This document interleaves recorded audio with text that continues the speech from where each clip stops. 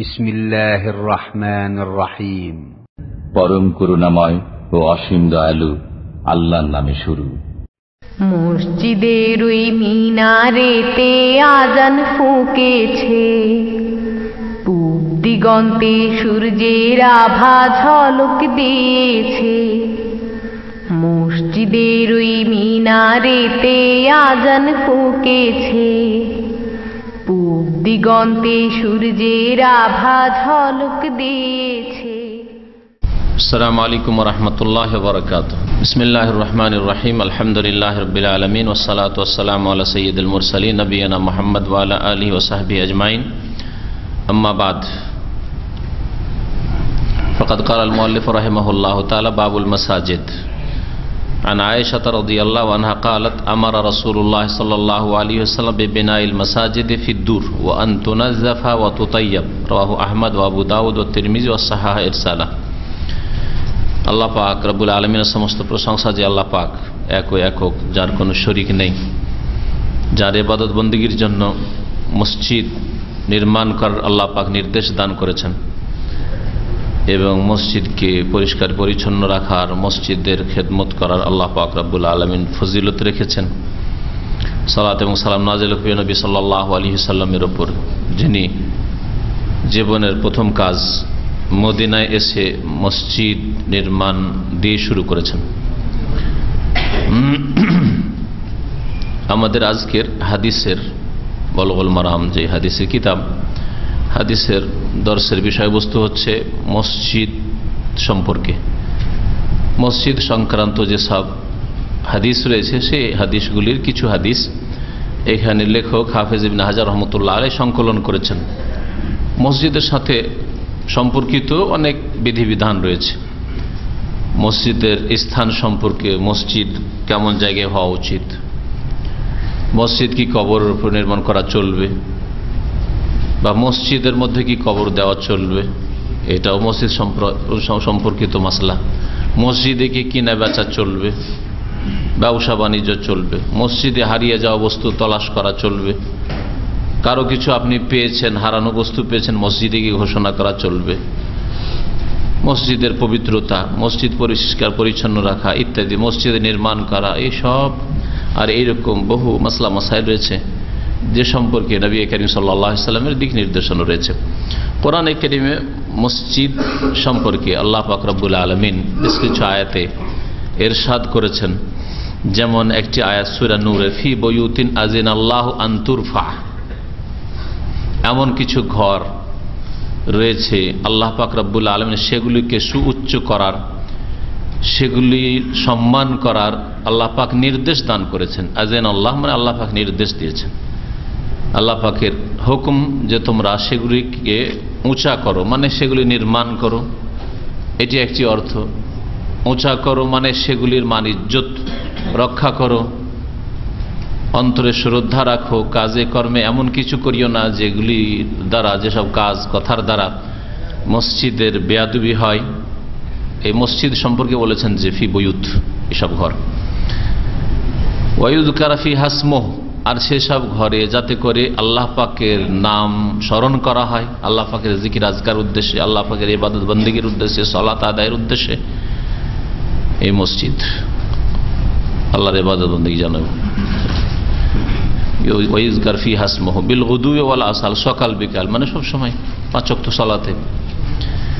রিজালুন লা তুলহিহিম তিজারাতুন ওয়ালা বাইউন আন যিকরিল্লাহ, এমন লোকেরা রয়েছে যাদেরকে ব্যবসা বাণিজ্য, দুনিয়ার কাজকর্ম, আল্লাহ পাকের স্মরণ থেকে, মসজিদে 5 ওয়াক্ত হাজির হওয়া থেকে, জামাতে গিয়ে সালাত আদায় করা থেকে, মসজিদে দিনের শিক্ষা হলে সে শিক্ষা নেওয়া থেকে দূরে রাখে না, গাফিল করেন। লা তুলহিহিম তিজারাতুন ওয়ালা বাইউন আন যিকরিল্লাহ ওয়া ইকামিস সালাহ, এবং নামাজ কায়েম করা থেকে। ইয়াখাফুনা ইয়াওমান তাতাকাল্লাবু ফিহিল কুলুব ওয়াল আবসার, এমন দিনকে, পরকালের দিন, কিয়ামতের দিনকে তারা ভয় করে, যেই দিন মানুষের অন্তর ভীত সন্ত্রস্ত হবে, হাহাকার অবস্থা হবে, আর মানুষের দৃষ্টি তখন বিকৃত হয়ে যাবে। তাতাকাল্লাবু মানে মানুষ হতভম্ব হয়ে যাবে। মানুষ যখন হতভম্ব হয় তখন এরকম করে তাকায়, হ্যাঁ, নর্মাল তাকায় না। ও চেহারা দেখলে বোঝা যায় যে লোকটা হতমহব অথবা পেরেশান রয়েছে। তো ওখানে আল্লাহ পাক কলুব, হৃদয় সম্পর্কে আর মানুষের দৃষ্টি সম্পর্কে বলেছেন। আল্লাহ পাক রব্বুল আলামিন বলেছেন সূরা হজ, যেমন তাহির বাইতিয়া, আমার ঘরকে পাক পবিত্র রাখবে। আমার ঘর, আল্লাহ পাকের ঘর মানে হচ্ছে মসজিদ, যে কোনো মসজিদ, আর বিশেষ করে মসজিদ হারাম, মসজিদ নবী আর বাইতুল মুকাদ্দাসের মসজিদ, এই তিনটি সবচেয়ে শ্রেষ্ঠ মসজিদ। আল্লাহ পাক রব্বুল আলামিন আরো ইরশাদ করেছেন সূরা হজের আয়াত নম্বর 30, ওয়ামান ইউআযিম হুরুমাতিল্লাহি ফাহুয়া খায়রুল লাহু ইনদা রাব্বিহি, যারা আল্লাহ পাক রব্বুল আলামিনের সম্মানিত স্থান বা হরমাত সম্মানিত বিষয়গুলির তাজিম করবে, শ্রদ্ধা পোষণ করবে, এটা তার জন্য বা তাদের জন্য তাদের প্রতিপালকের নিকট বড় কল্যাণকর হবে, আল্লাহ পাকের কাছে তার উত্তম প্রতিদান পাবে। আর আল্লাহ পাক রব্বুল আলামিনের হরমাত সম্মানের বস্তু হচ্ছে একটি মসজিদ। আল্লাহ পাক আর ইরশাদ করেছেন সূরা হজের আয়াত নম্বর 32, ওয়ামান ইউআযিম শাআইরাল্লাহি ফাইন্নাহা মিন তাকওয়াল কুলুব, যারা আল্লাহ পাক রব্বুল আলামিন নিদর্শন সমূহর তাজিম করবে, শ্রদ্ধা করবে, এটা তাদের অন্তরের আল্লাহ ভীরুতার পরিচয়। ফাইন্নাহা মিন তাকওয়াল কুলুব, অন্তরে আল্লাহ ভীরুতা আছে, আল্লাহর ভয় আছে, আল্লাহকে ভয় করে, পরকাল সম্পর্কে চিন্তাশীল, সেই জন্য আল্লাহ পাকের নিদর্শন সমূহের তাজিম করে, শ্রদ্ধা করে। আল্লাহ পাক রব্বুল আলামিনের শায়ের, যে সব জায়গায় আল্লাহ পাক রব্বুল আলামিনের ইবাদত বন্দেগী আদায় করা হয়, আর তার মধ্যে সবচেয়ে উত্তম হচ্ছে মসজিদ, আল্লাহ পাকের ঘর। দুনিয়ার কাজের জন্য তৈরি করা হয়নি, বরং দিনের কাজের জন্য, আর বিশেষ দিনের খালেস ইবাদত বন্দেগীর জন্য নির্মাণ করা হয়েছে, যেখানে আল্লাহ পাক সাফা মারওয়াকে আল্লাহ পাকের শায়ের বলেছে, ইন্না সাফা ওয়াল মারওয়াতা মিন শাআইরিল্লাহ। সাফা মারওয়ার চাইতে শ্রেষ্ঠ আল্লাহ পাকের মসজিদ। সাফা মারওয়া মসজিদ নয়, সেখানে নাপাক মহিলা প্রবেশ করতে পারে, অবস্থান করতে পারে, তাই না? মসজিদের বাইরে থেকে, মসজিদ ভিতর দিয়ে ঢুকবে না, মসজিদ আরো ভিতর দিয়ে। কিন্তু মসজিদ না, মসজিদে অবস্থান করতে পারে নাপাক মানুষ। তারপরে নবী করিম সাল্লাল্লাহু আলাইহি ওয়াসাল্লাম হাদিসে রয়েছে যে জামরাতগুলিতে পাথর মারা, হ্যাঁ, বাইতুল্লাহর তওয়াফ করা, সাফা মারওয়ার সাই করা, এগুলি হচ্ছে মিন শাআইরিল, আল্লাহ পাকের শায়ের। মেনা, মুজদালিফা, আরাফা, যেগুলিতে বছরে একবার মানুষ যায়, আর তারপরে খালি ময়দান পড়ে আছে, কোনো মানুষ হয়তো নজরে আসবে না, সেগুলিকে শায়ের বলা হয়েছে। তো মসজিদ হচ্ছে আল্লাহ পাক রব্বুল আলামিনের নিদর্শন, আল্লাহ পাক রব্বুল ইবাদতের স্থান, এগুলির এক কথাই তাজিম করতে বলা হয়। সুতরাং মসজিদের তাজিম, সম্মান, শ্রদ্ধার পরিপন্থী বিপরীত কোনো কথা, কাজ, আচরণ যেন না হয়, এই সম্পর্কীয় হাদিসগুলি আর এর সাথে আরো যেগুলি সম্পর্কিত হতে পারে মসজিদের সাথে এখানে উল্লেখ করা হয়েছে।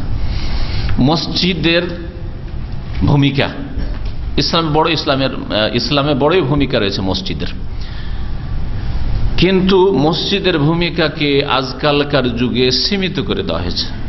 মসজিদের কাজ, আজান হলো, একামত হলো, নামাজ পড়ে নাও, ব্যাস বন্ধ করে দাও, নামাজ পড়ে বন্ধ করে দেওয়া হয়েছে। আর তার সাথে সাথে হয়তো কোরআন তেলাওয়াত হইল, যতক্ষণ খোলা থাকলো, এতে সীমিত করে দেওয়া হয়েছে। আল্লাহ পাকের তসবিহ তাহলিল করা হলো, কেউ দোয়া করলো, কেউ তসবিহ তাহলিল জিকির আজকার করলো, এতে সীমিত করে দেওয়া হয়েছে। কিন্তু মসজিদ শুধু এই উদ্দেশ্যেই নির্মাণ করেনি নবী করিম সাল্লাল্লাহু আলাইহি সাল্লাম, সাহাবায়ে কেরামরা, খোলাফায়ে রাশেদিন, সালাফে সালেহিন, বরং মসজিদে ব্যাপক আকারে কাজ হইত দ্বীন ইসলামের। মসজিদ তাদের যেমন ইবাদত বন্দেগীর স্থান ছিল, যেমন মসজিদ মানে সেজদার স্থান, সেজদার স্থান যেমন নামাজ পড়া হইতো, তেমন মসজিদে কোরআন এবং হাদিসের তালিম, শিক্ষা দেওয়া হইতো। নবী করিম সাল্লাল্লাহু আলাইহি সাল্লামের দর্স, শিক্ষা, সবচেয়ে বড় শিক্ষা, সবচেয়ে বড় মুআল্লিমের শিক্ষা মুহাম্মদ রাসূলুল্লাহ সাল্লাল্লাহু আলাইহি সাল্লামের শিক্ষা, ওহীর শিক্ষা কোথায় হইতো? ইউনিভার্সিটি ছিল না, কলেজ ছিল না, আজকালকার ধর্মীয় ভাষায় মাদ্রাসা ছিল না, মক্তব ছিল আলাদা করে কিছু ছিল? মসজিদে সব হইতো। নবী করিম সাল্লাল্লাহু আলাইহি সাল্লামের পক্ষ থেকে যেসব আলাপ আলোচনা, মশওয়ারা, মিটিং হতো, হ্যাঁ, মিটিং এর বৈঠক কোথায় ছিল? হ্যাঁ, তাহলে পার্লামেন্টেরও কাজ হইতো মসজিদে। নবী করিম সাল্লাল্লাহু আলাইহি ওয়াসাল্লাম যেসব বিচার ফয়সালা করতেন সেগুলি কোথায় গিয়ে হইতো? আর কোনো ছিল, অফিস ছিল বা কোনো চত্বর ছিল, বিল্ডিং ছিল, ওখানে বসে এগুলো হইতো? না মসজিদে নববীতে বসে হইতো? তাহলে মসজিদে নববী আদালতও ছিল। দেশ শাসন করার যেসব কাজকর্ম রয়েছে সেগুলি নবী করিম সাল্লাল্লাহু আলাইহি ওয়াসাল্লাম কোথা থেকে করতেন? জেহাদের নির্দেশ ঘোষণা কোথা থেকে দিতেন? বদর চলো, ওহুদ চলো, খন্দক পরীক্ষা খননে চলো, খাইবারে চলো, মুতার যুদ্ধে পাঠালেন। বসে আছেন, মুতা থেকে সংবাদ আসছে যে অমুক আমির যিনি ছিলেন শহীদ হয়েছে, অমুক শহীদ হচ্ছে, ওহির মাধ্যমে জানছেন। নবী করিম সাল্লাল্লাহু আলাইহি ওয়াসাল্লাম সেই খবরগুলি জানছেন। কোথায় বসেছিলেন তখন? মসজিদে। তাহলে মসজিদ এই সমস্ত কাজের জন্য, তালিম, বিচার ফয়সালা, দেশ পরিচালনা, সব কাজের জন্য। এটাই ছিল সালাফে সালেহিনের আদর্শ। কিন্তু ধীরে ধীরে মুসলিম সমাজে যখন সেকুলার ইজম ঢুকে পড়ল, দুনিয়াদার লোকেরা আলাদা, দিনদার লোকেরা আলাদা। দিনদার যারা লোক, দুনিয়া সম্পর্কে আপনারা কিছু বলবেন না, আপনার রাজনীতি সম্পর্কে আলোচনা নিষেধ। ইসলামিক জলসা, ওয়াজ মাহফিল, রাজনীতির আলোচনা করা নিষেধ, লেখা থাকে অনেক বিজ্ঞাপনে আমাদের দেশ, হয় না? হ্যাঁ, আপনারা শুধু আপনাদের দৌড় মসজিদ পর্যন্ত, ওইগুলো কাজ মসজিদের জন্য থেকে গেল। আর দুনিয়াদার লোক, যত পয়সাওয়ালা লোক, হ্যাঁ পুঁজিপতি লোক, যারা জাদরেল মানুষ সমাজের, যাদের প্রভাব রয়েছে, একটা ডাকে হাজার হাজার লাখ লাখ লোক ঝাঁপিয়ে পড়বে, হ্যাঁ ওইসব লোক মসজিদ থেকে সরে গেল, দুনিয়া মেতে উঠল। যার ফলে বুঝে হোক আর না বুঝে হোক, হ্যাঁ অনুভূতির সাথে হোক আর বিনা অনুভূতিতেই হোক, ভাগ করে ফেললো, দিন দুনিয়াকে পৃথক করে ফেললো। দিন দুনিয়া ইসলামে পৃথক না। রব্বানা আতিনা ফিদ দুনিয়া হাসানা ওয়া ফিল আখিরাতি হাসানা ওয়া কিনা আযাবান্নার। দুনিয়া এবং আখিরাত দুটোকে একসাথে, দিন এবং দুনিয়াকে একসাথে নিয়ে চলতে বলা হয়েছে। এটাই করেছেন রাসূলুল্লাহ সাল্লাল্লাহু আলাইহি ওয়াসাল্লাম, সাহাবায়ে কেরাম, খুলাফায়ে রাশেদিন। এবং তারপরে খেলাফতে রাশেদার জামানা শেষ হয়ে গেলেও দিন দুনিয়া আলাদা হয়নি। বানু উমাইয়ার যুগে যারাই দেশের শাসন ক্ষমতা হাতে রাখতেন তারাই মসজিদের ইমামত করতেন। তাদের পক্ষ থেকে নির্ধারিত প্রত্যেক শহরের যে আমির ওমর রয়েছে তারাই, বা দায়িত্বশীল রয়েছে তারাই করতেন। কিন্তু ধীরে ধীরে এমনভাবে ভাগ হয়ে গেল যে মসজিদের কাজ বা সীমিত, আর দুনিয়ার কাজের মসজিদের সাথে সম্পর্ক নেই। আচ্ছা, সম্পর্ক না থাকলেও দূরে থেকেও ইসলামিক বিধিবিধান তো প্রতিষ্ঠা হোক। হ্যাঁ, দুনিয়ার কাজ, আদালতের ক্ষেত্রে, দেশ পরিচালনার ক্ষেত্রে, দণ্ডবিধান কায়েম করার ক্ষেত্রে কোরআনের, যে কোরআনে কারীম মসজিদে তেলাওয়াত হচ্ছে, কোরআনে কারীমের আয়াত সূরার তেলাওয়াত নামাজের মধ্যে হচ্ছে, সেগুলির বাস্তবায়ন তো হোক, দণ্ডবিধানের বাস্তবায়ন তো হোক, ইসলামী আইনের বাস্তবায়ন হোক। বলছে না না না, ধীরে ধীরে ওটাও গেল। কিছুদিন ওটা থাকলো, কিছুদিন ইমামতি মসজিদে না করলে শাসক, অসুবিধা নাই, আলহামদুলিল্লাহ সৌদি আরবে এখনো আছে। হ্যাঁ, ইসলামী দণ্ডবিধানের বাস্তবায়ন হচ্ছে, ইসলাম এই আইন কারণ কোরআন কারীম মোতাবেক আদালতের ফয়সালা, যদিও মসজিদের পাশে মাহকামার আলাদা বিল্ডিং তৈরি করা আছে মানুষের সুবিধার্থে, কিন্তু সেখানে কোরআনেরই ফয়সালা হচ্ছে। কিন্তু সারা পৃথিবীর মুসলিম দেশে কি হলো যে না না না, কোরআন কারীম তেলাওয়াত করো আর ও আমলও করো, মসজিদেই করো, বাইরে না না না। অর্থনীতিতে কোরআনের প্রতি আমল চলবে না, হ্যাঁ রাজনীতিতে না না না, কোরআনের কথা চলবে না, ওইখানে বিচার বিভাগে কোরআনের কথা চলবে না, হ্যাঁ সামাজিক ক্ষেত্রে কোরআনের কথা চলবে না। এইভাবে মুসলিম সমাজের অধিকাংশ মানুষরা, যাদের হাতে নেতৃত্বের লাগাম রয়েছে, যাদের হাতে পয়সা রয়েছে, যাদের কথায় দুনিয়া ঘুরছে, তারা ধর্ম নিরপেক্ষতার কুফরিতে বিশ্বাসী হয়ে গেল বা তার বাস্তবায়ন করা শুরু করলো। এই হচ্ছে বর্তমান যুগে মুসলিমদের অবস্থা। আল্লাহ পাক সকলকে যেন হেদায়েত দান করেন।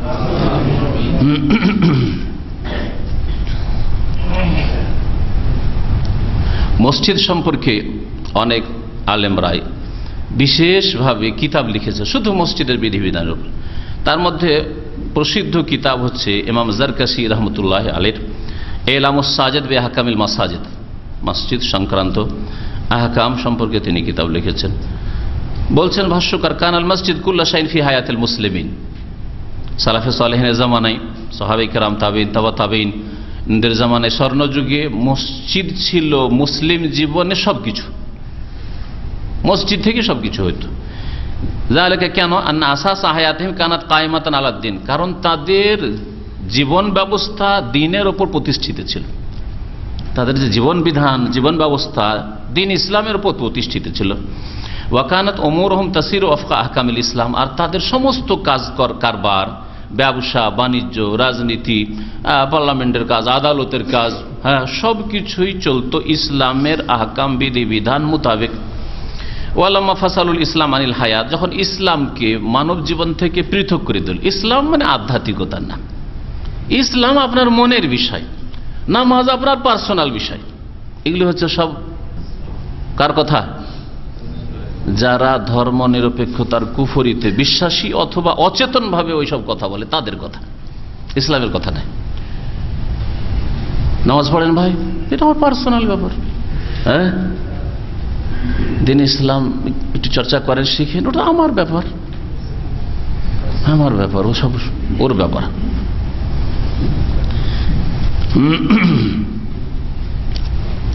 ইসলামকে যখন মানব জীবন থেকে আলাদা করে দিল, ওয়াকাসা রুহা আল ইবাদাত, ইসলাম মানে ইবাদত বন্দেগী, ওই নামাজ রোজা 2-4টি কাজের নাম। ওয়াবাদু আন মাজালিল হায়াতে ওয়াস সিয়াসা, মানব জীবন থেকে, রাজনীতি থেকে ইসলামকে দূরে সরিয়ে দিল। জাওফা আমরুল মসজিদ, তখন মসজিদের ভূমিকা দুর্বল হয়ে পড়ল।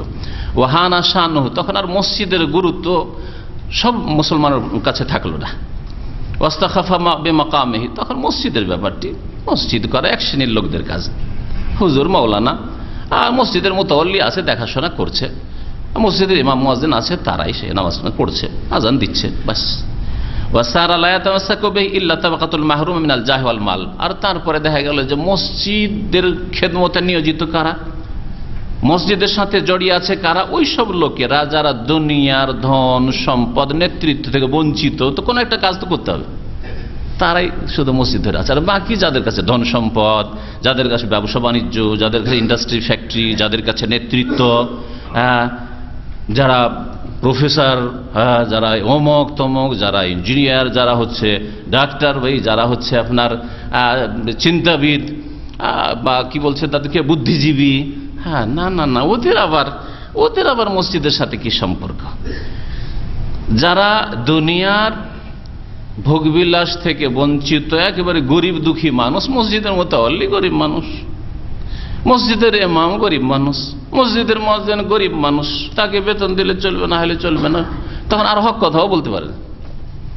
গ্রামের লোক বিদাত করতে বলে বিদাত করে, শিরিক করতে বলে শিরিক করে, যা বলে তাই করে, তাবিজ চাইলে তাবিজ দেয়, মিলাদ চাইলে মিলাদ করে দেয়, কোরআন খানি বক্সে দেন বসে দেয়। পেট ব্যবসা শুরু হয়ে গেল এই মসজিদ থেকে।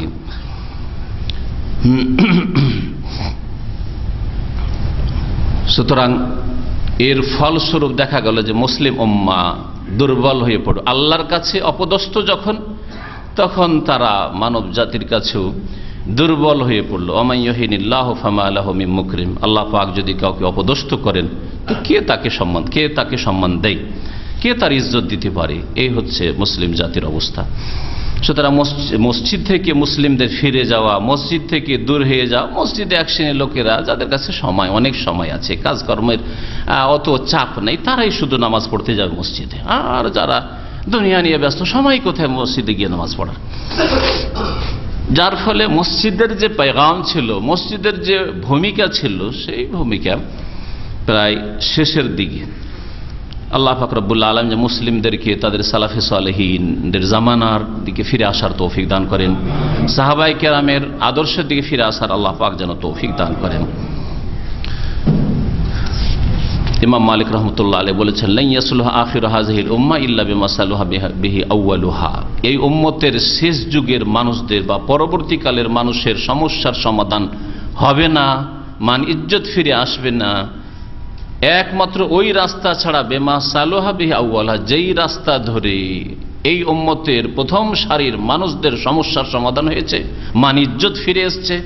হ্যাঁ, যারা ছাগল চড়াতো, যাদের প্রধান খাদ্যই ছিল শুধু খেজুর, মাঝে মধ্যে তবু পেত, সবসময় পেত না, আর না হলে বকরি ছাগলের দুধ আর উটের দুধ ছাড়া কিছু জীবনের কোনো আরামের জিনিস যাদের কাছে ছিল না, তাদেরকে আল্লাহ পাক কোথায় খেলাফতে, নেতৃত্বে আর বাদশাহিতে আল্লাহ পাক পৌঁছে দিয়েছেন।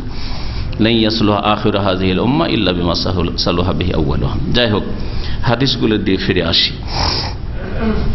মসজিদের শাব্দিক অর্থ হচ্ছে, আসল শব্দটি আরবিতে হচ্ছে মসজিদ, বাংলাকে আমরা সবসময় তফখিম করে বলি, কেরাতের ভাষায় তফখিম মানে মোটা করে পড়া, বাংলাতে তারকিক নেই। কেরাতে তাজবিদ পড়ে জানতো না, তারকিক মানে যেমন রিজাল রি চিকন করে পড়ে, এটা হচ্ছে তারকিক। আর তফখিম র রব্বানা, এটা হচ্ছে তফখিম। তো বাংলার উচ্চারণের ভঙ্গিমাটা হচ্ছে সব মোটা করে গোল করে পড়া, যার ফলে আমরা মসজিদকে কি করে দিয়েছি মসজিদ। কার নাম আকবর, ওকে আকবরই বলি। আমাদের এক মাস্টার সাহেব ছিল, ছোটকালে প্রাইভেটে পড়ে, সেটা আজান দিত আল্লাহু আকবর আল্লাহু আকবর, মানে বাংলা থেকে মুখস্থ করেছে আল্লাহু আকবর দিয়ে আজান দিত। তো এই হচ্ছে বাংলা ভাষা। বাংলা ভাষা গোল করে উচ্চারণ করা হয় মোটা করে, আর আরবি ভাষা এই তারকিক রয়েছে, যেখানে তারকিক রয়েছে তারকিক, যেখানে তাফখিম রয়েছে, দুটোই রয়েছে বাংলা আরবি ভাষায়। তো মসজিদ মানে হচ্ছে সেজদার স্থান, এটা শাব্দিক অর্থ। শরীয়তের ভাষায় মসজিদ কাকে বলে? মসজিদ কাকে বলে? যদি ব্যাপক অর্থে বলেন তাহলে বলতে হবে পৃথিবীর সব জায়গায় মসজিদ। কুল্লু মাউযিন ফিল আরদি ফাইন্নাহু মসজিদ, পৃথিবীর যে কোনো জায়গা নাপাকি অপবিত্রতা থেকে মুক্ত হয়ে রয়েছে, আপনি দেখতে পাচ্ছেন যে সেখানে নাপাক কোনো কিছু নেই, তাহলে সেটি হচ্ছে মসজিদ, মানে সেজদার স্থান। যে কোনো জায়গায় নামাজ পড়তে হবে। নামাজের টাইম হয়ে গেছে আর মসজিদ পাচ্ছি না, সেজন্য আরো 1-2 ঘন্টা লেট করে দেবে, এটা চলবে না। যেখানে আছেন সেখানে নামাজ পড়তে হবে, যে অবস্থায় আছেন সে অবস্থায় নামাজ পড়তে হবে। প্লেনে আছেন প্লেনে নামাজ পড়তে হবে, ট্রেনে আছেন ট্রেনে নামাজ পড়তে হবে, বাসে আছেন বাসায় নামাজ পড়তে হবে। আমরা বাসটাই তখন মসজিদ। এটা হচ্ছে ব্যাপক অর্থে মসজিদ। আর যদি খাস অর্থে মসজিদ মানে এমন বিশেষ জায়গা, যেই জায়গা বা 5 ওয়াক্ত সালাতের জন্য, আজকালকার পরিভাষায় শরীয়তে যদি বলেন তো 5 ওয়াক্ত সালাত আদায় করার জন্য যে বিশেষ জায়গা নির্ধারণ করা হয়েছে, বা বিশেষ জায়গায় ঘর তৈরি করা হয়েছে যে এখানে শুধু ইবাদতবন্দি করব, নামাজ পড়বো, কোরআন তেলাওয়াত ইত্যাদি এসব, সেটা হচ্ছে মসজিদ। সেটা হচ্ছে মসজিদ। এটা বিশেষ খাস অর্থ এই জন্য বললাম যে আজকাল আরব দেশগুলিতে মসজিদ আর মুসাল্লা, কোন জায়গায় মুসাল্লা লেখা আছে আর কোন জায়গায় মসজিদ লেখা আছে, দুটোতে পার্থক্য আছে। সংজ্ঞার দিক থেকে, ডেফিনেশনের দিক থেকে পার্থক্য আছে। 5 ওয়াক্ত যদি সালাত হয়, নামাজ হয়, তাহলে ওর নাম হচ্ছে মসজিদ। আর যদি অফিস টাইমে 2 ওয়াক্ত 3 ওয়াক্ত নামাজ হচ্ছে, কার্পেট বিছানো আছে, এয়ারপোর্টের মধ্যে মসজিদ তো একটা আছে এয়ারপোর্টে, আলহামদুলিল্লাহ সৌদি আরবে প্রত্যেক এয়ারপোর্টে, তাই না? আর ভিতরে মুসাল্লা আছে, বিছানো আছে, কার্পেট বিছানো আছে, লোক নামাজ পড়ছে আর চলে যাচ্ছে, জামাত হইলো হইলো, না হলে যে যখন আসো নামাজ পড়ে চলে গেল, দুটাই মসজিদ। হ্যাঁ, এখনকার পরিভাষা এটা হচ্ছে মুসাল্লা, যেখানে 1 ওয়াক্ত হয়, 2 ওয়াক্ত হয়, কখন আজান হয় কখন আজান হয় না, এইরকম জায়গাগুলোকে মুসাল্লা বলা হয়। যেমন আমরা মদিনা ইউনিভার্সিটিতে পড়াশোনা করেছি, একটা মসজিদ, 5 ওয়াক্ত নামাজ হয়। আর প্রত্যেকটি ফ্যাকাল্টিতে, কলেজে একটা করে মসজিদ মুসাল্লা আছে। জোহরের নামাজ হয়, কারণ জোহরে ছাত্র শিক্ষকরা থাকে, জোহরে নামাজ হয়, আসর হয় না, মাগরিব হয় না, এশা হয় না। কখনো কখনো ওস্তাদ প্রফেসররা আসলে আসার পরে তারা হয়তো পরীক্ষার সময় আছে, বসে আছে, অথবা অফিস খুলে বসে আছে, নামাজ হয়ে গেল, হয়তো কখনো মাগরিব এশা হয়ে গেল, ফজর কখনো হয় না। এর নাম কি? মুসাল্লা। আজকালকার পরিভাষায় সংজ্ঞা বললাম। আর এমনি সাধারণ পরিভাষায় যদি জেনারেল অর্থে বলেন তাহলে মসজিদ, আল আরদু কুল্লাহা মসজিদ। নবী করিম সাল্লাল্লাহু আলাইহি ওয়াসাল্লাম হাদিস, যে পৃথিবীর সমস্ত জমিন ভূমি হচ্ছে মসজিদ। জুইলাত লিয়াল আরদু মসজিদান, নবী করিম সাল্লাল্লাহু আলাইহি ওয়াসাল্লাম হাদিস, সহিহ বুখারী মুসলিমে রয়েছে, জুইলাত লিয়াল আরদু মসজিদান। নবী সাল্লাল্লাহু আলাইহি ওয়াসাল্লাম যে বেশ কিছু বৈশিষ্ট্য ছিল, অতীত খামসান যেমন আছে, 5টা জিনিস আমাকে দেওয়া হয়েছে, তার একটি হচ্ছে আমার জন্য সারা পৃথিবীকে কি করা হয়েছে? মসজিদ করা হয়েছে। তাহলে এই অর্থে পৃথিবীর যে কোনো জায়গায় হচ্ছে মসজিদ। আয়েশা রাদিয়াল্লাহু তাআলা আনহা থেকে বর্ণিত, তিনি বলছেন, আমারা রাসূলুল্লাহ সাল্লাল্লাহু আলাইহি ওয়াসাল্লাম বিনাইল মাসাজিদ, রাসূলুল্লাহ সাল্লাল্লাহু আলাইহি ওয়াসাল্লাম মসজিদ নির্মাণের নির্দেশ দিয়েছেন। ফি দূরে, দূর কি জিনিস? দূর মানে দ্বারের বহুবচন, দ্বার মানে বাড়ি, দ্বার মানে ঘর, দ্বার মানে, তাহলে দূর মানে বাড়িগুলিতে অর্থ। হ্যাঁ, কয়েকটা বাড়ি নিয়ে একটা কি হয়? মহল্লা হবে, পাড়া হয়, তাই না? দেশের ভাষায় পাড়া বা মহল্লা, তো কয়েকটা বাড়ি নিয়ে, তো এটা অর্থ হইতে পারে। এই জন্য এই হাদিসের দুটো অর্থ করা হয়েছে, দুটোই ঠিক। রাসূলুল্লাহ সাল্লাল্লাহু আলাইহি ওয়াসাল্লাম নির্দেশ দিয়েছেন মসজিদ নির্মাণের জন্য ফিদুরে মহল্লাগুলিতে, মহল্লায় কয়েকটা বাড়ি থাকলে একটা মহল্লা হইলো, একটা পাড়া হইলো, ওখানে একটা মসজিদ বানান নির্দেশ দিয়েছেন। একটা গোটা পাড়া আছে আর মসজিদই নেই, নামাজ পড়তে আরেক পাড়ায় যেতে হবে, অনেক দূরে যেতে হবে, যেটা কষ্টকর। সুতরাং দুর্বল ইমানের লোকেরা সব মহিলার ওই স্ত্রীর সাথে নামাজ পড়বে, ঠিক না? এই একটি অর্থ যে প্রত্যেক মহল্লায় মহল্লায় মসজিদ বানাবার নির্দেশ দিয়েছেন নবী করিম সাল্লাল্লাহু আলাইহি ওয়াসাল্লাম। এই জন্য মসজিদ নবী থাকা সত্ত্বেও প্রত্যেকটি মহল্লায়, প্রত্যেকটি এলাকায়, তখনকার মদিনা মসজিদ ছিল। আওয়ালিতে মসজিদ ছিল, কিবলাতাইন মসজিদ ছিল, কুবায় মসজিদ ছিল, ছিল না? মসজিদ ছিল, যেখানে জনবসতি ছিল সেখানে মসজিদ ছিল। মুআয বিন জাবাল রাদিয়াল্লাহু তাআলা ঈশার নামাজ নবী করিম সাল্লাল্লাহু আলাইহি ওয়াসাল্লামের পিছনে মসজিদ নবীতে পড়ে নিতেন, সহিহ বুখারীতে হাদিস আছে। তারপরে উনি ওই কিবলাতাইন ওইদিকে বানু সালমা গোত্র ছিল, ওখানে গিয়ে আবার ঈশার নামাজ পড়েন, কারণ উনি ওদের মধ্যে ওই যে বংশের বা মহল্লার লোকদের মধ্যে বেশি কোরআন মুখস্থ রাখতেন। লোকেরা বলেন না, আপনার অনুমতিতে নামাজ পড়বো, আপনাকে পড়িয়ে দিতে হবে নামাজ। বলছে নামাজ যখন পড়াইতে হবে তো একটা শর্ত আমারও মানতে হবে, আমি নামাজ পড়িয়ে দেবো, কিন্তু অপেক্ষা তোমাদের করতে হবে। আমি নবীর পিছনে নামাজ পড়ে আসবো, আর তারপরে যখন পৌঁছবো তোমাদের নামাজ পড়বো, বসে থাকো। ঠিক আছে। এই হাদিস কি প্রমাণ করে? মুআয বিন জাবাল রাদিয়াল্লাহু নবী করিম সাল্লাল্লাহু আলাইহি ওয়াসাল্লামের পেছনে ঈশার নামাজ পড়ে আসতেন। ওইটা ফরজ না সুন্নাত? ফরজ নামাজ, প্রথমটা ফরজ, আর ওইটা সবচেয়ে উত্তম নামাজ। নবীর পিছনে মসজিদ নববীতে 1000-এর ফজিলত পাবেন, তো এটা ফরজ নয়? আর প্রথম সেটা ফার্স্ট পড়লেন, এটা ফরজ। দ্বিতীয়বারে যে নিজের মহল্লায় পাড়া থেকে মসজিদে নামাজ পড়াইতেন, সেটা কোন নামাজ ছিল? এক নামাজ। ফরজের নিয়তে দুইবার পড়া যায় না, নিষেধ আছে। ফরজের নিয়ত করছে না, দুইবার করে এক নামাজ পড়া যায়। জোহর দুইবার, আসর দুইবার পড়া যায় না।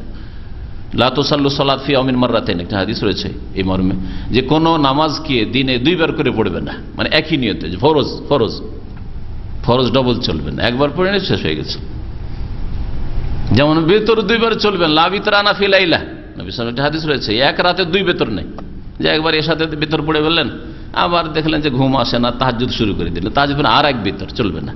যদি আগে পড়ে নিয়ে থাকেন আর বেতর চলবে, এখন জোড়া জোড়া পড়েন। আর না হলে যদি আপনি অভ্যস্ত হতে চান যে আমি তাহাজ্জুদ পড়বো, তাহলে বেতরটা রেখে দেন, ইজালু আখিরা সালাত বিল লাইলে বিতরান, শেষখানে বেতর পড়বেন। তো যাই হোক, কি বলছিলাম, এই হাদিস কি প্রমাণ করে? যে ইমাম সাহেবের নিয়ত যদি আলাদা হয় আর মুক্তাদির নিয়ত আলাদা হয়, তাতে কোনো যায় আসে না। এটা হচ্ছে মুহাদ্দিসিনে কেরামের মাসলাক, এইটাই হচ্ছে অধিকাংশ আইম্মায়ে কেরামদের মত। পক্ষান্তরে আমাদের দেশের মাযহাবদারী আলেমরা বলে যে না না, নিয়ত যে দুই রকম হয়ে গেল, আপনি ইমামের নিয়ত থেকে ভিন্ন নিয়ত রাখলেন, সুতরাং নামাজ হবে না। জোহরের পিছনে আসর হবে না, আসরের পিছনে অন্য কোনো নামাজ হবে না, ইত্যাদি ইত্যাদি, এইরকম কথা তারা বলে থাকে। আর ওই রকমই তারাবির পিছনে তাদের এশার নামাজ হবে না, যার ফলে এই মসজিদগুলিতে ইন্ডিয়া, পাকিস্তান, বাংলাদেশের এই মুকাল্লিদরাই দ্বিতীয় জামাত করে। এইদিকে তারাবি চলছে আর ওইদিকে কি করছে? এশার জামাত চলছে। একই মসজিদে দুটো জামাত চলছে, দেখছেন না? এটা হচ্ছে এই তাকলিদের ফলস্বরূপ। আর হাদিস সম্পর্কে অজ্ঞতা অথবা হাদিস অমান্য করা না বলে। আর হাদিস মোতাবেক যদি নামাজ পড়তে চান, তাহলে এক মসজিদে একাধিক জামাত হতেই পারে না। ইযা উকিমাতিস সালাতু ফালা সালাতা ইল্লাল মাকতুবা, যদি নামাজের একামত হয়ে যায় ফরজের, তাহলে অন্য সুন্নত নাই। আর যখন ইমামের নামাজ চলছে সে তারাবি, তখন আলাদা করে কোনো জামাত নেই, কারণ এটা হচ্ছে বিচ্ছিন্নতা সৃষ্টি করা। যে তাফরিকা, বিচ্ছিন্নতা কঠোরভাবে আল্লাহ নিষেধ করেছেন, ওয়ালা তাফাররাকু, বিচ্ছিন্নতা সৃষ্টি করিও না। একই মসজিদে দুই দুই জামাত চলছে, মোটেই জায়েজ না, কোনো দিক থেকে জায়েজ না, না যুক্তিতে জায়েজ, না কোরআন হাদিস মোতাবেক জায়েজ। তাহলে কি করতে হবে?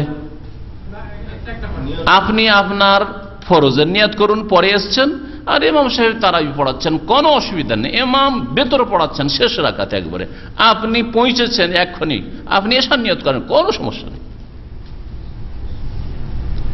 ইমাম সাহেব এশা পড়াচ্ছে আর আপনি সফরে গিয়ে পৌঁছেছেন, এশা পড়াচ্ছে, আপনার মাগরিবের নিয়ত করুন, আপনার তরতিব সিরিয়াল ঠিক থাক। এটা হচ্ছে সুন্নতের তরিকা, যে সম্পর্কে মুকাল্লিদরা অজ্ঞতার কারণে হোক অথবা তাকলিদ গোঁড়ামির কারণে হোক ভুল করে থাকে।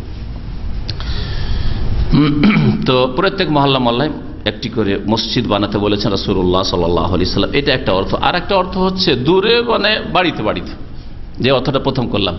রাসূলুল্লাহ সাল্লাল্লাহু আলাইহি সাল্লাম কি নির্দেশ দিয়েছেন? বাড়িতে বাড়িতে মসজিদ বানাবার নির্দেশ দিয়েছেন। তার মানে কি?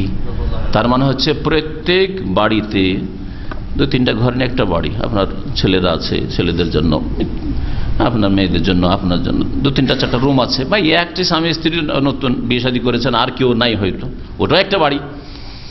তো প্রত্যেক বাড়িতে একটা করে এমন জায়গা খাস করেন, নির্ধারিত করেন যে এই জায়গায় আমরা নামাজ পড়ব। আমার স্ত্রী ফরজ সুন্নত নামাজগুলি এই জায়গায় পড়বে, আর আমি সুন্নাত নামাজগুলি বা তাহাজ্জুদ এই খাস জায়গাতে পড়ব। ওই জায়গাটা বিশেষভাবে যত্ন করেন, পরিষ্কার পরিচ্ছন্ন রাখেন, একটু সুগন্ধি রাখেন, হ্যাঁ, আর একটু ভিতর ঘরে হোক, যাতে করে মহিলা পর্দার মধ্যে, যত বেশি পর্দার মধ্যে নামাজ পড়ে তত বেশি মহিলা সওয়াব পাবে, সেটাও হাসিল হয়।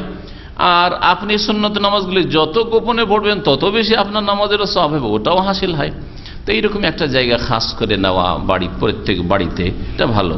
এমন না যে যেখানে সেখানে নামাজ, একদিন এইখানে, একদিন ওইখানে, একদিন ওইখানে, আর একদিন আরেক ঘরে, আরেকদিন আরেক ঘরে, এইরকম না। তবে প্রত্যেক রুমে নামাজ পড়তে পারেন, অসুবিধা নাই, কিন্তু উত্তম হচ্ছে যে একটা জায়গা খাস করে নেন, আর তারপরে বিভিন্ন জায়গায় মাঝে মধ্যে নামাজ পড়েন, সেটা আলাদা কথা।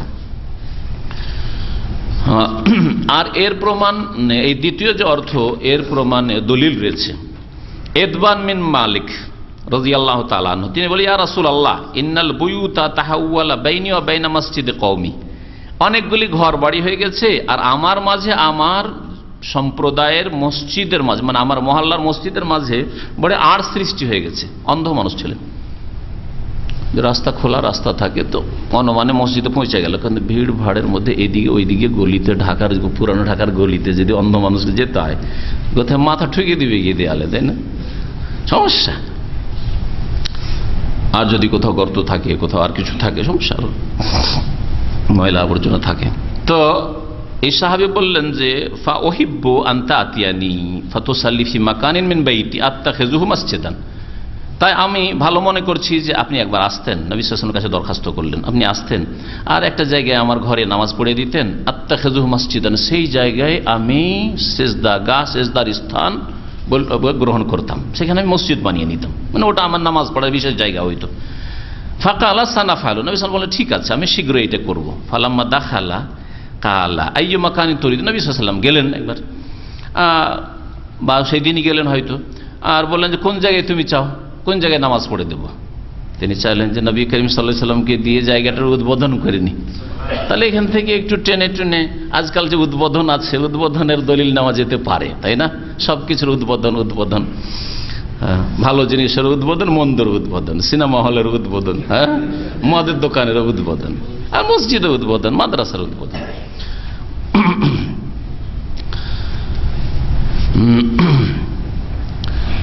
কোন জায়গায় তুমি চাও? ফাআশারতু লাহু ইলা নাহিয়াতি মিনাল বাইত, ঘরের এক কর্নারে, কোনায় আমি ইশারা করলাম যে এইখানে নামাজ পড়েন।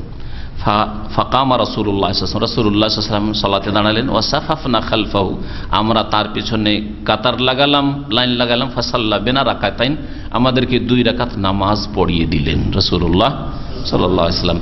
এই হাদিস কি প্রমাণ করে? যে আপনি আপনার বাড়িতে একটা জায়গা খাস করে নিতে পারেন, আপনার স্ত্রী জানলো, ছেলেমেয়েরাও জানলো, আপনিও জানলেন যে এই জায়গাটা আমাদের বিশেষ নামাজ পড়ার জায়গা, তাহলে ছেলেমেয়েরাও পেশাব পায়খানা ইত্যাদি না পাকি বা খেলাধুলা, ময়লা আবর্জনা করা থেকে বিরত থাকবে, আর সেই জায়গায় একটু যত্ন করবেন, পরিষ্কার পরিচ্ছন্ন রাখবেন। এই ওয়ান তুনাজ্জাফা ওয়া তুতাইয়াব, আর সেই মসজিদকে, সে ঘরের, ওই নিজের বাড়ির ওই বিশেষ নামাজ পড়ার জায়গায় হোক, মুসাল্লা, যেটাকে ফার্সি ভাষায় জাই নামাজ বলে। জাই নামাজ বুঝেন?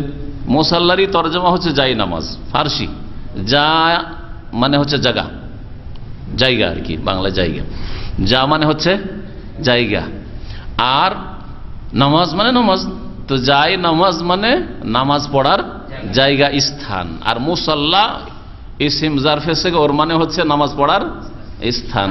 এই জন্য এইগুলিকে সাজ্জাদা, এখানে ওর সাজ্জাদা বলছে, সেজদার স্থান সাজ্জাদা বলছে আরবিরা, না? তাহলে 3টা নাম হয়ে গেল। এইটার কারো আছে এখানে সাজ্জাদা, এই যে জাই নামাজ, যেটাকে আমার দেশের মানুষরা বলে। আমাদের দেশের ফার্সির প্রভাব সেজন্য যায় নামাজ, ওটাকে অনেকে মুসাল্লা বলে। ভারত, বাংলাদেশ, পাকিস্তান অনেকে যারা একটু বোঝা সোজা পড়াশোনা লোক আরবিতে, ওরা যাই নামাজ না বলে আরবিতে বলে মুসাল্লাই বলে। আর আরবরা কি বলে? সাজ্জাদা বা সাজ্জাদ বলে, সেজদার স্থান, এই অর্থে তারা ব্যবহার করে।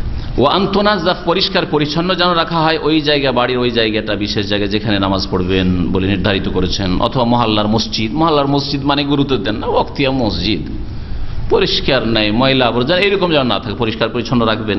ও আততাইয়াব, আর সুগন্ধিযুক্ত রাখবেন, আতর সেন্ট দেবেন যেন সুগন্ধি থাকে। মসজিদে আসলে যেন সেখানে এসে আরাম পায় মানুষ, তাহলে মসজিদকে সুগন্ধিময় করা ভালো, নবী করিম সাল্লাল্লাহু আলাইহি ওয়াসাল্লামের নির্দেশ।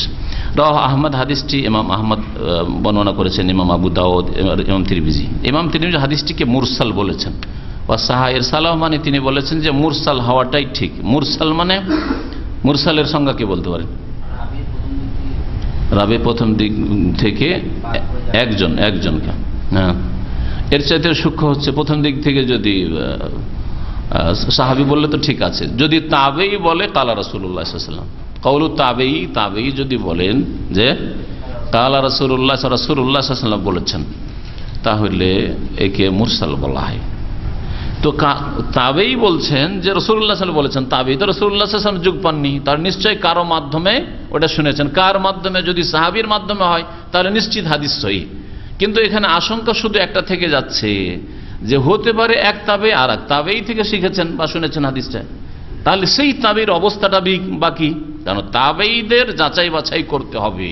তাবেইদের যুগে যেহেতু কিছু একটু গড়বড় শুরু হয়ে গেছিল, যেমন খারেজি আর শিয়া বের হওয়া শুরু হয়েছিল, তা সেই জন্য এখন চেক করতে হবে।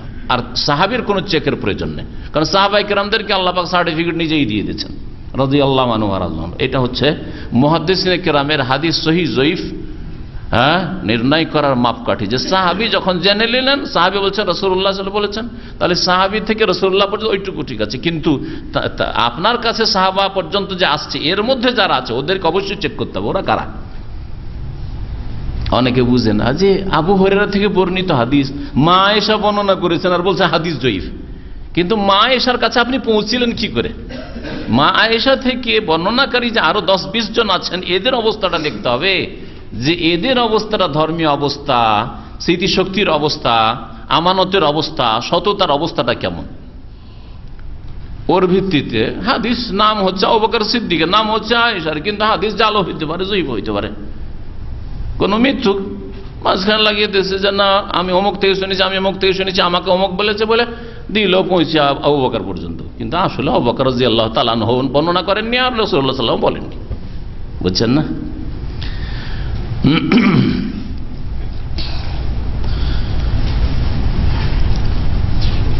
তবে অন্য মুহাদ্দিসিনে কেরামরা বলেছেন যে হাদিসটি সহিহ, হাদিসটি হচ্ছে সহিহ, মুরসাল না হাদিস সহিহ, এই নিয়ে দ্বিমত রয়েছে। যাই হোক, এই হাদিস থেকে যেসব মাসলা মাসাইল জানা যায় সেগুলি প্রায় আলোচনা হয়ে গেছে।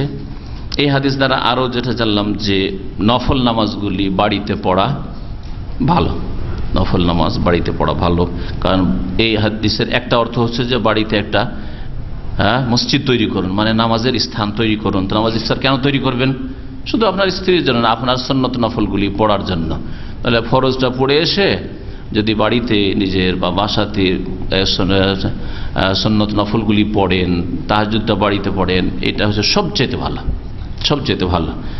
কিন্তু আমাদের দেশের মানুষদের মধ্যে এত রোগ আছে যে কোন আরবিকে যদি দেখে সালাম ফেরার পরে এতগুলি জিকির আজকার করলো, ততক্ষণে তার কত সুন্নাত পড়া হয়ে গেছে। একজন ইন্ডিয়ান বাংলাদেশের কত রাকাত সুন্নাত হয়ে গেছে, 17 রাকাত যে কোর্স আছে সব হয়ে যাচ্ছে। আর এই লোকটা এতক্ষণ তসবিহ তাহলিল করলো আর সুন্নাত পড়লো না, সেই জন্য খারাপ মন্তব্য করে বসলো। হ্যাঁ, আরবরা সুন্নাত পড়ে না, এতক্ষণ জিকির আজকারের টাইম দিল আর সে সুন্নাত রাতে বা ছেড়ে দেবে। কত ভ্রান্ত ধারণা আপনার। না আপনার চেয়ে বেশি জ্ঞানী যে বাড়িতে নামাজ পড়ে বেশি নাকি নেব? চিন্তা করুন তো। আমার একটা ছোট্ট সংকলন আছে 50টি হাদিস, এর আগে ছেপেছে, মনে আছে হয়তো, তাই না? প্রতি একটা হাদিস আছে, সেটা ইমাম সৈয়দ রহমতুল্লাহর কিতাব থেকে সম্ভবত নকল করা হয়েছে। তো সেই হাদিসটা সহিহ হাদিস, তাতে এই বর্ণনা আছে যে কেউ যদি মসজিদে সুন্নাত পড়ে আর আর কেউ যদি বাড়িতে সুন্নত পড়ে, তো পার্থক্য কতটা? না, ডবল শুধু না, হ্যাঁ, ফরজ নামাজ মসজিদে পড়লে যেই যত গুণ পাবেন, সুন্নত নামাজ বাড়িতে পড়লে তত গুণ পাবেন। তার মানে কি 25 আর 27 হাদিস আছে না, ফরজ যদি কেউ মসজিদে পড়ে তাহলে 25 গুণ বা 27 গুণ পাবে। সমন্বয় করেছেন কেউ এইভাবে যে বর্ণনাকারী সন্দেহ, 27ও হতে পারে 25ও হতে পারে। কেউ বলছেন না ব্যক্তি পর্যায়ে কেউ 25 পাবে আর কেউ 27 পাবে। কিন্তু এর চাইতে ভালো হাফিজ ইবনে হাজার রহমতুল্লাহ আলাইহি আর অনেক উলামা এবং শওকানিও বলেছেন যে রাতের নামাজ জেহরি নামাজে যেহেতু বৈশিষ্ট্য বেশি, কেরাত শুনলেন, হ্যাঁ, আর জেহরি নামাজ যদি মাগরিব এশা ফজর নামাজ হয় তাহলে 27 গুণ হবে, আর জোহর আসর নামাজ হয় তাহলে 25 গুণ। তো 25 গুণ পেয়ে গেলেন, 1 টাকার জায়গায় 25 টাকা পেলেন ফরজ নামাজ কোথায় পড়লে? মসজিদে পড়লে। সুন্নত ওই রকমই, মসজিদে না পড়ে আমাদের দেশি তরিকায়, যদি আরবদের তরিকায় বাড়িতে গিয়ে সুন্নত পড়েন তাহলে কত পেলেন? 1 রিয়ালের জায়গায় 25 রিয়াল পেলেন, 27 রিয়াল পেলেন। কে চায় না? কিন্তু অজ্ঞতা। কে চায় না? কিন্তু গাফিলতি। আর কিছু লোক আছে তারা মনে করে যে বাড়িতে গিয়ে প্রায় ভুলে যায়, ওর চাইতে ভালো এখানে পড়েই নি। ওদেরও ঠিক আছে যুক্তিটা, কিন্তু বাবা হয়তো বাসা যেন অনেক ব্যাচেলার বাসা আছে, পরিষ্কার পরিচ্ছন্ন নয়, নামাজ পড়ার মতো পরিবেশ নেই, বিড়ি সিগারেট খাচ্ছে, ফাসেক লোকেরা আছে, সুতরাং এখানে পড়তে আবার কি করা যাবে, এটাও আছে অনেক সময়। কিন্তু নিজের বাড়ি আছে, নিজের বাসা, পার্সোনাল রুম আছে, তাহলে সুন্দর করে রাখেন। আর আপনি বাসায় গিয়ে সুন্নত পড়েন, আপনি তাতে অনেক বেশি নেকি পাবেন ইনশাআল্লাহ। নবী করিম সাল্লাল্লাহু আলাইহি ওয়াসাল্লামের হাদিস বুখারী মুসলিমে রয়েছে, আফজালু সালাতিল মারই ফি বাইতিহি ইল্লাল মাকতুবা, মানুষের সবচাইতে উত্তম নামাজ তার বাড়িতে পড়া, ইল্লাল মাকতুবা, কিন্তু ফরজ নামাজ। ফরজ নামাজ কোথায় পড়া উত্তম? পুরুষদের জন্য মসজিদে এসে পড়া উত্তম, পুরুষদের জন্য, মহিলাদের জন্য না। হ্যাঁ, কারণ মহিলাদের ক্ষেত্রে আবার হাদিস রয়েছে এর বিপরীত। কি রয়েছে? হ্যাঁ, লা তামনাউ ইমা আল্লাহ মাসাজিদ আল্লাহ বুয়ুতুহুন্না খায়রুল লাহুন্না, আল্লাহর বান্দীদেরকে, মানে আল্লাহর বান্দীদেরকে, আপনার আল্লাহর বান্দা, ওর আল্লাহর বান্দী, আল্লাহর বান্দীদেরকে আল্লাহর মসজিদে যেতে বাধা দিও না। বড় ভাই আর বোনদের বলছে না না মসজিদে যেতে দেবো না।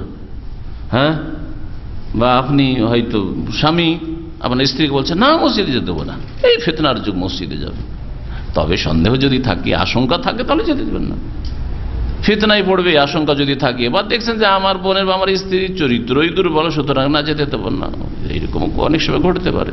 তারাবির নাম দিয়ে গেল, আর এই গেট দিয়ে ঢুকে ওই গেট দিয়ে পাস হয়ে কোথায় চলে, যেমন সুপার মার্কেটে করেছে, এইরকম ঘটনা হচ্ছে।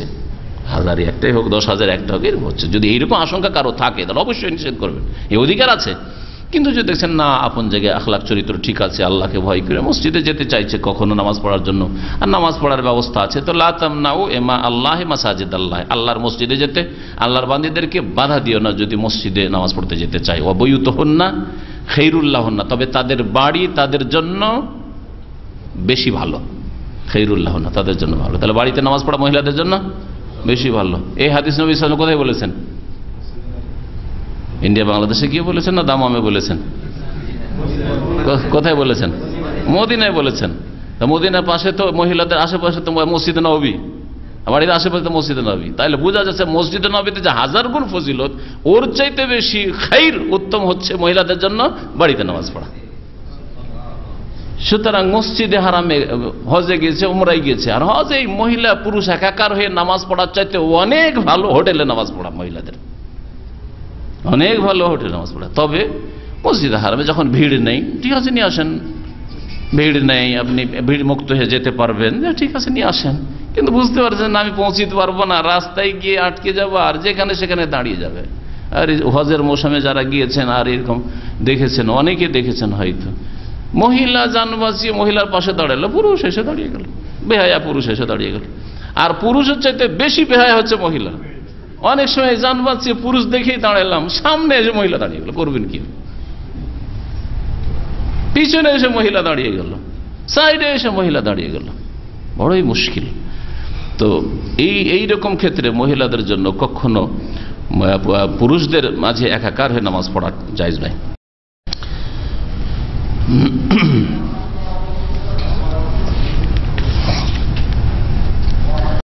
وعن أبي هريرة رضي الله تعالى عنه قال قال رسول الله صلى الله عليه وسلم قاتل الله اليهود اتخذوا قبور أنبيائهم مساجد। আবু হুরায়রা রাদিয়াল্লাহু তাআলা আনহু থেকে বর্ণিত, তিনি বলছেন রাসূলুল্লাহ সাল্লাল্লাহু আলাইহি ওয়াসাল্লাম বলেছেন, আল্লাহ পাক রব্বুল আলামিন ইহুদিদেরকে সর্বনাশ করুক। নবী সাল্লাল্লাহু আলাইহি ওয়াসাল্লামের এটা হচ্ছে বদ্দ অভিশাপ। কাতালা মানে শাব্দিক অর্থ হচ্ছে যুদ্ধ করা। তো আল্লাহ পাকের যুদ্ধের ঘোষণা হোক, মানে আরবরা কাতালা শব্দটি বদদুয়ার ক্ষেত্রে, অভিশাপের ক্ষেত্রে, সর্বনাশ হোক এই ক্ষেত্রে ব্যবহার করতেন। আর ওই অর্থে নবী করিম সাল্লাল্লাহু আলাইহি সাল্লাম এখানে উল্লেখ করেছেন কাতালাল্লাহুল ইয়াহুদ, ইহুদিদেরকে আল্লাহ পাক সর্বনাশ করুক। ইত্তাখাযু কুবুর আম্বিয়াহিম মাসাজিদা, কারণ তারা তাদের নবীদের কবরগুলিকে সেজদার স্থানে পরিণত করেছে, মসজিদে পরিণত করেছে। কবরের উপর মসজিদ করেছে, অথবা কি করেছে, কবরের উপর সেজদা করা শুরু করেছে। দুটোই অর্থ এর। কবরগুলিকে কি করেছে, মসজিদে পরিণত করেছে। দুটো অর্থ হইতে পারে। কি বললাম, একটা হচ্ছে যে কবর ছিল আর উপর ঘর নির্মাণ করেছে, যেমন আমাদের দেশের মাজার করলাম, গম্বুজ করে মসজিদের মতো করে নিয়েছে, আর কবরকে সেজদা করছে। নামাজ পড়ুক, আর নামাজ হয়তো ওখানে পড়ে না, কিন্তু কবরকে সেজদা করছে। আর একটা হচ্ছে মসজিদের ভিতরে কবর দিয়েছে। মসজিদ আগে থেকে ছিল, যেমন আমাদের মুসলিম সমাজে হয়েছে ইহুদি নাসারাদের অনুকরণে, দুই রকম হয়েছে। মুসলিম সমাজে কবর ছিল, পরে মসজিদ তৈরি হয়েছে। অথবা আল্লাহ পাকের নেক বান্দা, গ্রামের খুব মুরব্বী আলেমের দিন ছিল, হক্কানি লোক ছিল, হ্যাঁ চলো মসজিদের বারান্দে কবর দাও, দিয়ে দিল মসজিদে কবর। দুই রকম করেছে। আগে থেকে কবর ছিল, মসজিদ বানিয়ে দিল, আর না হলে মসজিদ আগে থেকে ছিল, তারপরে কবর দিয়ে দিল। এসব এর উপরে লানত হয়েছে।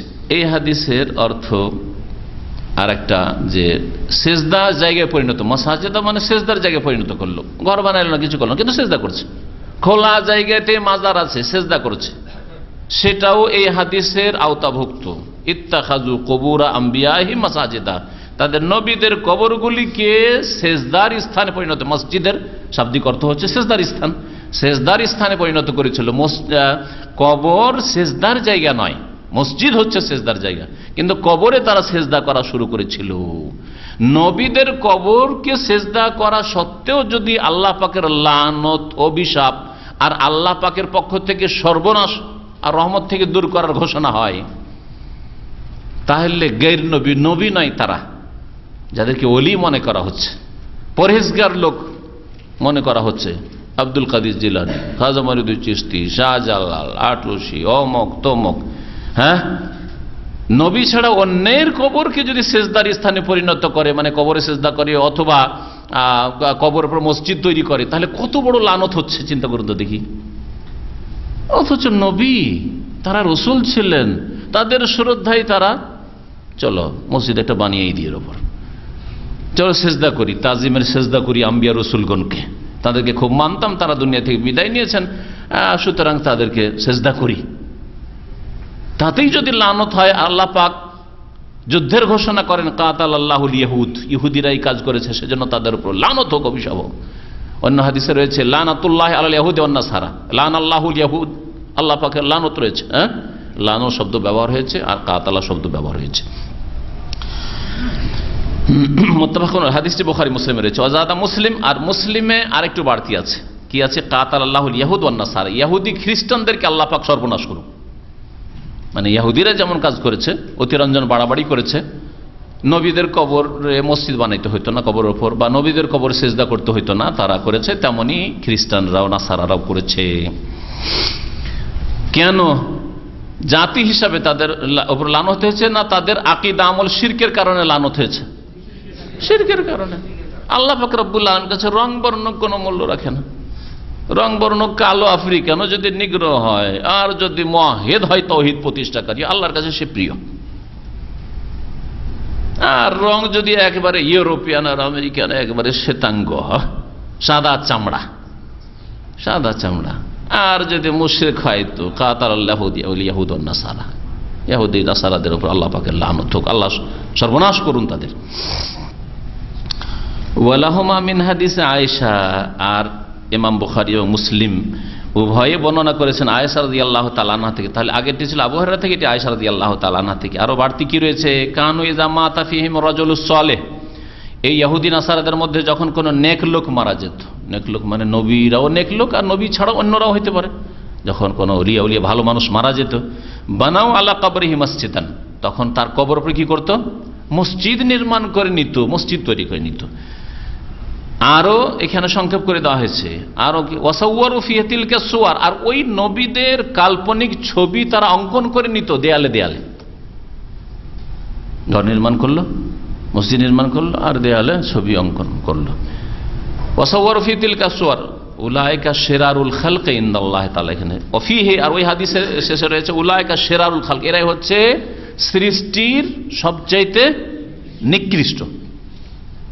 আল্লাহ পাকের যত সৃষ্টি রয়েছে সবচাইতে নিকৃষ্ট সৃষ্টি পায়খানার পোকা নয়।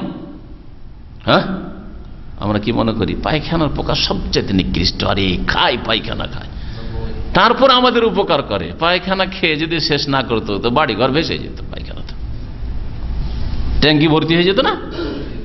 কত উপকারী সেই পোকা, চিন্তা করেন। কিন্তু মুশরিক উপকারী নয়, মুশরিক বহুত্ববাদী উপকারী না, অপকারী। শেরারুল খালক ওইসব নোংরা কীট পতঙ্গ, নাপাক কীট পতঙ্গকে বলা হয়নি যা নাপাক খায়, নাপাকিতে থাকে, বরং মুশরিক যারা আল্লাহকে ছাড়া নবীদেরকে সেজদা করেছে, নবীদের কবরকে সেজদার স্থান বানিয়েছে, নেক লোক ওলিয়া আউলিয়ার কবরকে সেজদার স্থান বানিয়েছে, ওলিয়া আউলিয়ার কবরকে সেজদা করেছে, কবরে তওয়াফ করেছে। উলাইকা শেরারুল খালক, এলা আল্লাহ পাকের সৃষ্টি সবচেয়ে নিকৃষ্ট, সবচেয়ে নিকৃষ্ট। তাহলে শিরক আল্লাহর কাছে কত বড় অপরাধ, চিন্তা করবেন। এতে দুই রকমের শিরকের কথা বলা হয়েছে। এই হাদিসে কয় রকম শিরকের কথা বলা হয়েছে? দুই রকম শিরক। আর মানব জাতির মধ্যে নূহ আলাইহিস সালামের যুগে প্রথম যখন শিরক ছিল তখন থেকে দুই রকমের শিরক শুরু হয়েছে, আর আজ পর্যন্ত চলতি আছে। মাঝে মাঝে নবী রসুল দিয়ে সংস্কার হয়েছে, আবার ফিরে এসছে ওই শিরকে। রাসূলুল্লাহ সাল্লাল্লাহু আলাইহি ওয়াসাল্লাম আসলেন, তাওহীদের দাওয়াত দিলেন, আর শিরক উৎখাত হয়ে গেল আরব জাজিরা থেকে, তাই না? বরং দূর দূর পর্যন্ত ইসলাম পৌঁছিল। কিন্তু কিছুদিন পরে আবার সুফিবাদের মাধ্যমে আবার কবর মাজার পূজার সৃষ্টি হইল। কবরকে সেজদার স্থানে পরিণত করত, মানে কবর পূজা প্রাচীন যুগ থেকে চলে, ইহুদি নাসারারা করেছে, নূহ আলাইহিস সালামের জাতীয় করেছে, আর আজকের মুসলিম নামদারি মুসলিম যারা শিরক করে তারাও করেছে। আর এক রকমের শিরক হচ্ছে সাওয়ারু ফিহি, ছবি অঙ্কন করে ছবির পূজা করা, মূর্তি তৈরি করে মূর্তি পূজা করা, যা হিন্দুরা করে থাকে আর বৌদ্ধরা করে থাকে বা অন্যরা আরো অনেকেই করে থাকে, যারা মূর্তি পূজা করে থাকে। শুধু মূর্তি পূজার নাম শিরক নয়, বরং আগে কোন শিরকের কথা উল্লেখ করা হয়েছে? কবর মাজারের শিরকের কথা উল্লেখ করা হয়েছে।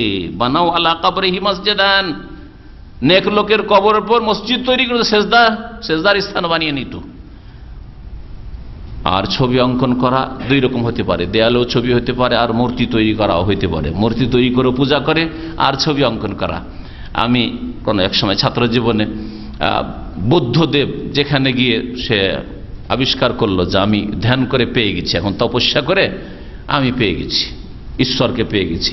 ওই জায়গায় বিশাল মন্দির আছে, সেখানে বৌদ্ধদেবের ছবি, গোটা দেয়ালে বৌদ্ধদেবের ছবি, আর তাদের বুজরুগানের দিন, আমাদের বুজরুগানের দিনের যেমন পূজা কবর মাজারের আকারে হচ্ছে, তাদের ছবি অঙ্কন করা আছে। তাহলে মূর্তি পূজাও করে, ছবি পূজাও করে মানুষ। এই ছবি যে হারাম, অপ্রয়োজনীয় ছবি জরুরি না হলে যা হারাম, তার একটা কারণ হচ্ছে যে ছবিতে শিরক শুরু হয়েছে, ছবি থেকে শিরক শুরু হয়েছে। বিশেষ করে যদি সেই লোক ধার্মিক লোক হয়, ধার্মিক লোকের ছবি রাখা আরো মারাত্মক। দুনিয়ার রাজনৈতিক নেতার ছবি তো আশঙ্কা আছে, কারণ যারা ওই দলের ওর ভক্ত, তারা ও পূজা শুরু করে দিতে পারে। শ্রদ্ধা, নিরাপত্তা পালন করা, ঝুঁকে প্রণাম করা, এসব শুরু হইতে পারে। তাহলে যদি ধর্মীয় নেতা আলেম ওলামা হয়, তাদের ছবি যদি সংরক্ষিত করে রাখা হয়, ঝুলিয়ে ঝুলিয়ে রাখা হয়, বা তাদের প্রতিমূর্তি তৈরি করা হয়, তাহলে শিরকের আশঙ্কা আরো বেড়ে যায়। তাহলে যত ভালো মানুষ হবে তত বেশি শিরকের আশঙ্কা আছে ছবি সংরক্ষিত করে রাখলে। এই জন্য দাদার ছবি, দাদা খুব পরিষ্কার লোক ছিলেন, তাহাজ্জুদ গুজার ছিলেন, মাঝে মাঝে দেখবো ছবিটাকে আমি সংরক্ষিত করে রেখেছি 50 বছর থেকে। না, এসব কাজ করবেন না, কারণ এতে বড় ফিতনা রয়েছে। আপনার কাছে এলম আছে, আপনি হয়তো ফিতনায় পড়লেন না, আপনার ছেলেরা আলেমের ছেলে বড় জাহেল, কিছুই জানে ইসলাম সম্পর্কে। হ্যাঁ, হাজি গাজির ছেলে ইসলাম সম্পর্কে কিছুই জানে না। বলছে এত বড় এত মুরব্বী লোক ছিল আমার দাদা, তাহলে তো একটু শ্রদ্ধা হওয়া উচিত। দিল একটা ফুল দিয়ে দিল ছবির ওপর, একটা ফুল চড়িয়ে দিলাম, একটা আগরবাতি ধরাই দিলাম, কেন না? তো এইভাবে শিরক শুরু হয়েছে।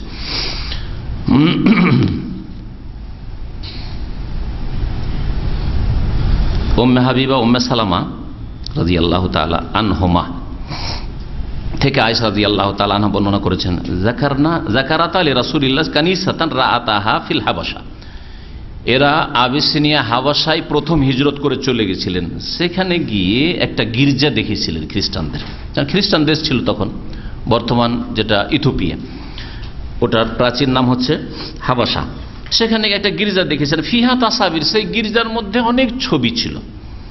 ফাকালা, তখন রাসূলুল্লাহ সাল্লাল্লাহু আলাইহি ওয়াসাল্লাম এই ঘটনা শুনে বলেছে, ইন্না উলাইকা ইযা কানা ফিহিম রাজুলুস সালিহ ফামাত, যখন তাদের মধ্যে কোনো নেক লোক ওলিয়া উলিয়া হইতো, ফামাত আর মারা যেত, বানাও আলা কবরিহি মসজিদান, তখন তার কবরের উপর মসজিদ নির্মাণ করে নিত, ফি ওয়াসাওয়ারু ফিহি তিলকা সুওয়ার, আর ছবিগুলি অঙ্কন করে নিত। উলাইকা শিরারুল খালকি ইনদাল্লাহি ইয়াউমাল কিয়ামা, কিয়ামতের দিনে এরা আল্লাহ পাকের নিকট সৃষ্টির নিকৃষ্ট। কারণ আল্লাহ পাকের কীট পতঙ্গ যেসব নিকৃষ্ট আল্লাহ পাকের জীব রয়েছে আমরা নিকৃষ্ট মনে করি, সেগুলিকে আল্লাহ জাহান্নামে দেবেন না, কিন্তু মুশরিককে আল্লাহ পাক চিরকাল জাহান্নামে রাখবেন। লা ইয়ামুতু ওয়া লা ইয়াহইয়া, না হায়াত না মওত, না বের হবে। হ্যাঁ, ওয়া মা হুম বিখারিজিনা মিনান নার, কোনদিন জাহান্নাম থেকে বের হবে না। এগুলো কার সম্পর্কে? হ্যাঁ, মুশরিক সম্পর্কে। চিন্তা করুন আপনি। তাহলে শিরক যারা করে বা শিরকের উপায় উপকরণ তৈরি করে চলে গেল, শিরক যাতে শুরু হয় এরকম কিছু চালু করে চলে গেল, এটা মাজার বানিয়ে দিয়ে চলে গেল, আর বলছে না না না না না আপনার করবেন না, সেজদা করবেন না। কিন্তু যেমন ফুরফুরাদের সম্পর্কে শুনেছি যে ওরা সেজদা করতে নিষেধ করে, তাই না? এই ফুরফুরা কাছাকাছি লোক, কথা ঠিক আছে না? শুনেছি যে এরা বেরোলুইর চাইতে খানিকটা ভালো, সারসিনা ফুরফুরা সেম সেম। তো এরা বলছে যে না না না পূজা করবেন না, সেজদা করবেন না, আল্লাহর কাছে দোয়া করেন, কিন্তু ওখান থেকে ফয়েজ আসে, বরকত আসে, সব আসে, কবর পাকা আছে, কবরের চাদরও চড়া আছে, সব আছে, কিন্তু না না না সেজদা করবেন না, সেজদা করা হারাম। উপায় উপকরণ তৈরি করে দিয়েছে। আর মানুষ সুবিধায় আছে, কখন দেখবো যে কেউ অন্যায় সেজদা করে ফেলল, সেজদা করছে, অসুবিধা কি? বুঝতে পেরেছেন? নবী করিম সাল্লাল্লাহু আলাইহি সাল্লামের কবরের কাছে যদি পাহারা না থাকে, হাইয়ার লোকেদের, যারা ওই আলখাল্লা বিষ পরে থাকে, ওইটা হাইয়ার লোক ওরা, কিন্তু আর ওই যে পুলিশ পাহারা না থাকে, তো কত যে সেজদা হবে আজকে আপনি ভাবতে পারবেন না, ভাবতে পারবেন না। আমাদের এক উস্তাদ বলছিলেন, ডক্টর, যে মৌলুদুর রাসূল নবী সাল্লাল্লাহু আলাইহি ওয়াসাল্লামের জন্মস্থান যে এখন লাইব্রেরি হয়ে আছে আপনার মক্কা গাজদার দিকে আসতে, তো ওই জায়গাটাই নিজে সচক্ষে দেখেছেন কাবাকে পিছনে রেখে ওই জায়গায় সেজদা করতে ইন্ডিয়ান, পাকিস্তানি, বাংলাদেশি লোকদের সুযোগ পেলে দাও সেজদা করে। কথা বুঝতে পেরেছেন? এই হচ্ছে আমাদের দেশের মানুষের দিন সম্পর্কে, ইসলাম সম্পর্কে জ্ঞানের শোচনীয়তা, আর তৌহিদের দুর্বলতা, সুন্নত থেকে দূর হয়ে যাও, আর শিরক বিদআতের নিকটবর্তী হওয়া, যার ফলে যেখানে শিরক আছে সেখানে ভিড়ভাড়, যেখানে বিদআত সেখানে ভিড়ভাড়। সুন্নতের কথা বলেন, আলিয়ারা সুন্নত সুন্নত বলেন, তৌহিদ বলে নাক ছিটকাবে, কষ্ট লাগবে। তৌহিদ সুন্নতের কথা বললে তাদের কষ্ট লাগে, গায়ের জ্বালা শুরু হয়ে যায়। সুবহানাল্লাহ। আল্লাহ পাক রব্বুল আলামিন যেন আমাদের সকলকে দ্বীনের উপর কায়েম রাখেন, আর আল্লাহ পাক যাদেরকে গুমরাহ করেছেন আল্লাহ পাকের কাছে দোয়া করে আল্লাহ যেন তাদেরকে হিদায়াত দান করেন।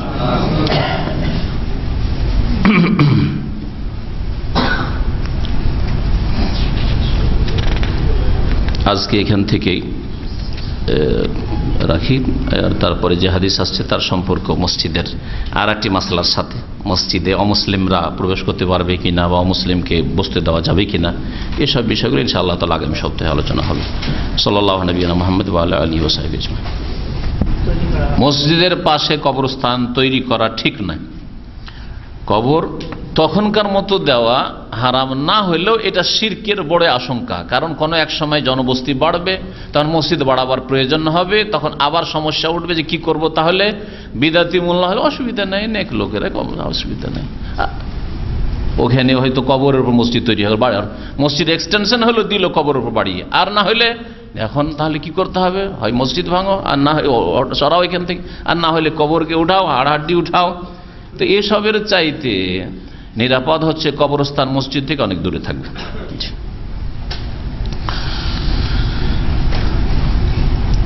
এক ভাই বলছেন যে ওস্তাদ আপনাদের কাছে দোয়া চেয়েছেন এক ভাই, ফরিদগঞ্জ বাড়ি, আব্দুল খালেক ভাই, ওনার বাড়ি রূপসা, উনি ইসলামের খুব ভালোভাবে দাওয়াতি কাজ করছেন, জাযাকাল্লাহ খাইরান। এটা আমাদের সকলের দায়িত্ব। কেউ যদি ইসলামের দাওয়াতের কাজ করে তো সে আল্লাহর উপর ইহসান করলো না, সে রাসূলের উপর ইহসান করলো না, সে আমার উপর ইহসান করলো না। জাযাকাল্লাহ খাইরান, সে নিজের দায়িত্ব পালন করেছে, আর তাকে আমরা উত্তম দোয়া দেব, ঠিক না? তার নিজ দায়িত্ব পালন করছে। আর কেউ যদি এই ক্ষেত্রে শিথিলতা করে, গাফিলতি করে, এখানে মাশাআল্লাহ মুখ খোলা ছিল, বাকশক্তি ছিল, দেশে গিয়ে বোবা হয়ে গেল, তো আল্লাহ পাক তাকে হিদায়াত দান করেন এবং হিম্মত দান করেন। তো বলছেন যে এখানে আব্দুল খালেক ভাইকে ফিলিপাইনি বলে চিনতেন লোকেরা। ওই আব্দুল খালেক ভাই, ফিলিপাইনি চিনতে পেরেছেন? উনি আপনাদের কাছে দোয়া চেয়েছেন, আল্লাহ পাক যেন সহি সালামতে রাখেন, আল্লাহ পাক ফিতনা থেকে, দিন দুনিয়ার ফিতনা থেকে মাহফুজ রাখেন, আল্লাহ পাক দিনের কাজ করার তৌফিক দান করেন, আল্লাহ পাক রব ঈমান আমলের হেফাজত করেন, আল্লাহ পাক সুস্থ রাখেন।